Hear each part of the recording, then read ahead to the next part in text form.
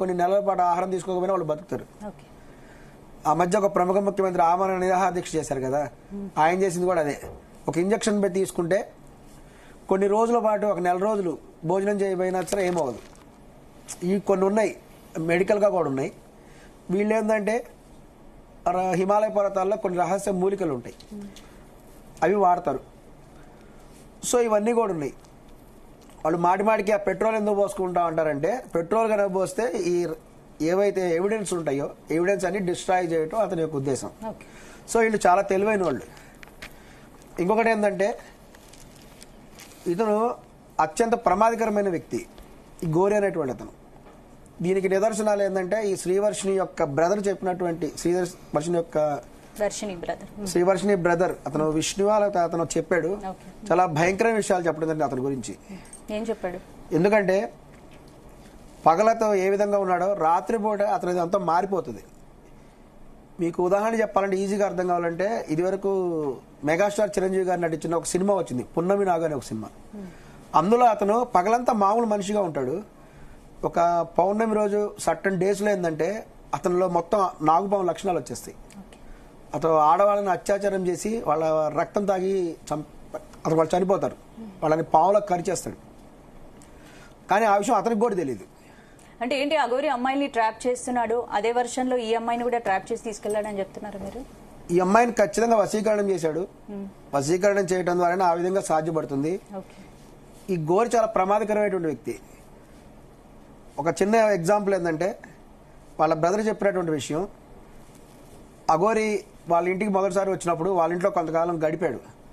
ఎందుకు అఘోరిని వాళ్ళ పేరెంట్స్ ఎందుకు పిలిచారు? పిలవడానికి కారణం ఉంది.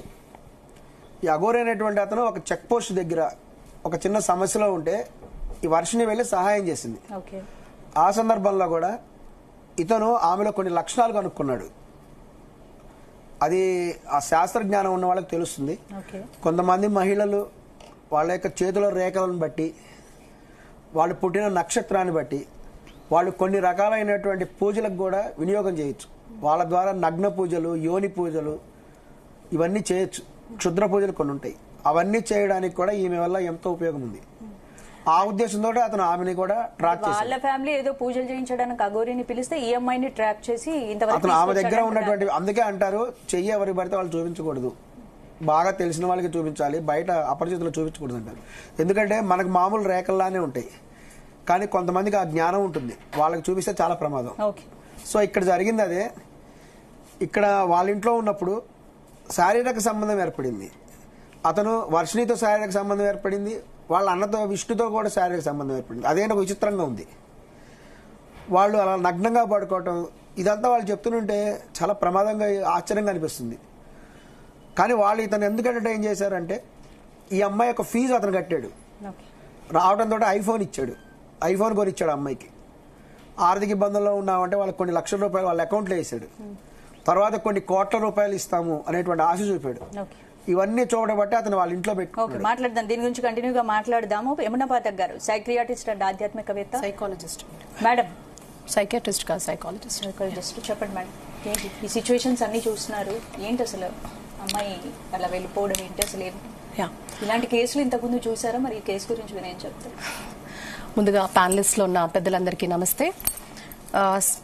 స్పందన గారు, స్పందన గారు, ఇక్కడ వి విల్ గో అంశాల వారీగా ఇప్పుడు చూస్తున్న ఈ న్యూస్ అంతా కూడా చూసిన తర్వాత ఫస్ట్ వచ్చేసి ఆ వ్యక్తి గురించి మనం మీడియాలో, సోషల్ మీడియాలో మనం చూస్తూ వచ్చాం. ఫస్ట్ వచ్చిన న్యూస్ ఏంటి అంటేగా టెంపుల్స్ ప్రొటెక్షన్. అంటే ఈ గుడి ఒకటి కొల్లగొట్టినప్పుడు అతను వచ్చి నేను నా జన్మ కేవలం